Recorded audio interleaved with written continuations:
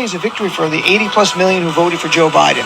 Because if Joe Biden didn't win, if we didn't come out and then win the Senate, this doesn't happen. Trump's still there, and it's another white man or white woman perhaps on the bench. So here is Frederick in Baltimore. Hey, Frederick, how are you, my friend? Dino, how you doing? How's it go? Good. How are you? Okay. You feeling good? Tell me why. Please share. No. Please share your feelings. Okay. I'm feeling good today, Dean. I want to start off with just a little line from Jabberwocky. Oh, Kalu Kalay, what a joyous day. But this is not in Jabberwocky. Okay. But the devil is in the details. And I hope your listening audience don't get mad at me. But, Dean, I'm a historian.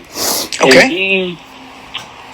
And Dean, today I called into the Clay Kane show. You know Clay Kane on Yeah, I know a little bit. I've been on a panel with him once, and we were on TV together. But I don't know him well, but I know him, yes. Yes. And Clay was talking about KBJ, too. And they already started calling her the notorious KBJ. Now, let's put all this within context, though. Okay. I called in. I said, yes, this is a great day. This is a joyous day. This is a marvelous day for history. But I said, you know what would be just as good if Biden would expand the court. Now hold up before you make a comment. Okay. Clay Kane said that's not going to happen. And he was running toward the break, so I know I didn't have any time to discuss a strategy point with him. But if you give me 30 seconds, we can discuss a strategy point. Okay. Clay Kane said, that's not going to happen. And just before I got on, and I've been listening to your show since you came on. Thank God for talk radio, people. Thank God for progressive talk radio. I agree with you. I agree. I've given up on MSNBC. But let me go on. Here's my thing. And I've said it, I think, before on your show. I think Biden should at least put it out there that he's thinking about expanding the court. In fact, I would even come up with a strategy for this. This is the reason why. You and I both know. And maybe some of your listening audience knows, some of them don't know. We're looking at a 6-3 majority still, even with Judge Jackson on that court. 6-3. Right. I know, it's terrible. 6-3. I cannot, since I'm a historian, since you're a historian, Dean, I cannot imagine a 6-3 conservative majority on this court in these times. You see what they just did with the Clean Water Act the other day? They're going to try to narrow the focus on that. Listen, here's the thing, listening audience. We're looking at a 6-3 conservative majority for maybe the next 25, 30 years if we don't do something. Biden ought at least, he had a commission study expanding the court. And for Democrats just to sit back and say, okay, it's nothing we can do, it's wrong. That is wrong, and it's wrong to the people that voted for Biden, like me, who wanted to vote for Bernie, but we looked at Biden and said, no, it's a larger issue here. We got to get rid of the insidious disease first, which is what I call Trump, the insidious disease. And so you think so, Frederick? Hang on one second, Frederick. The idea of expanding the Supreme Court or reforming the Supreme Court is something we've talked about. There's definitely traction for reforming the Supreme Court in a certain way. Expanding it, there's not a lot of public support besides our side. There's a lot of public support on our side. And if things were reversed, the right would want to expand the Supreme Court if there were 6-3 liberals. I mean, it's just about a matter of we all want to control the Supreme Court. There is support for expanding the court. Remember Franklin Delano Roosevelt threatened to expand the court. That was a play. Remember, I have a master's degree in history, okay? Right. Well, if it means anything to your listening audience.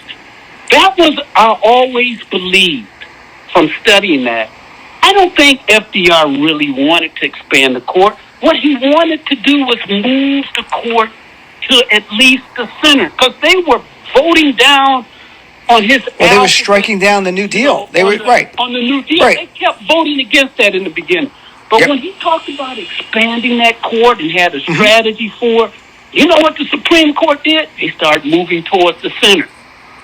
I agree, but I wonder if you could scare. No, I agree with you. And if people don't know that history, what Frederick is saying is absolutely correct. That's what happened. President FDR says, I'm going to expand the Supreme Court. It's really not that popular, but apparently it was enough to move some of the justices on the court to sort of self-censor their opinions to make it more moderate, because they were striking down New Deal legislation while the country was in a depression.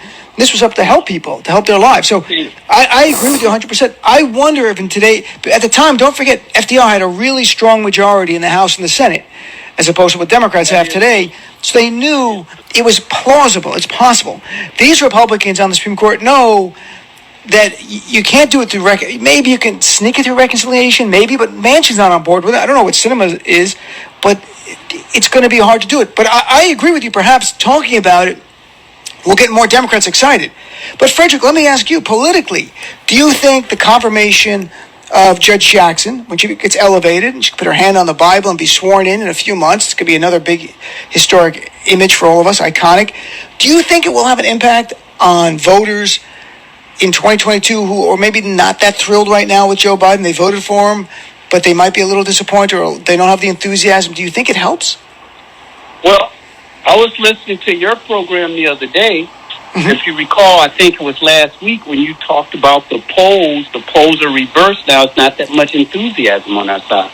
I think we should directly relate that to what Biden is doing and what Merrick Garland is doing.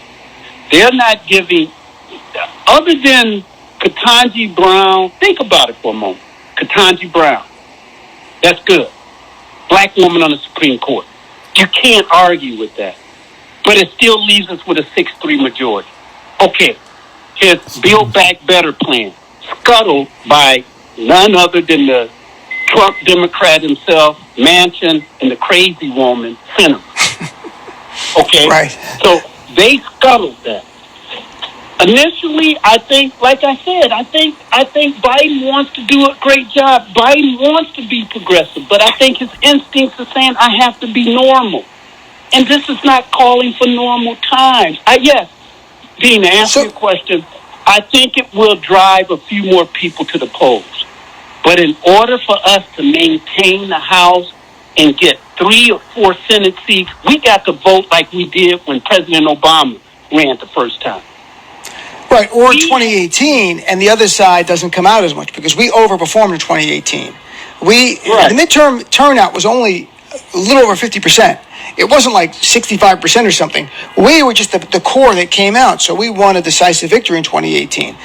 And the question is, will we come out this time? And I'm concerned right now that the enthusiasm gap and the other side has more enthusiasm, and that could change, and we got time to change it. And that's why I'm so curious to people, something we've discussed on the show. I keep trying to brainstorm and get people to share their view. What will add to the enthusiasm on our side? Because we don't have to convert anyone. I'm just talking about our Democrats. We've got a third less excited now than they were in 2020. We got to get them back. That's number one. Get them back, and we could do great in the midterm. Well, I know, and the reason why I'm telling you, at least in my opinion, my humble opinion, give the base something to root for. Like maybe the prosecution of Trump, who progressives like me know that Trump nearly overturned this democracy.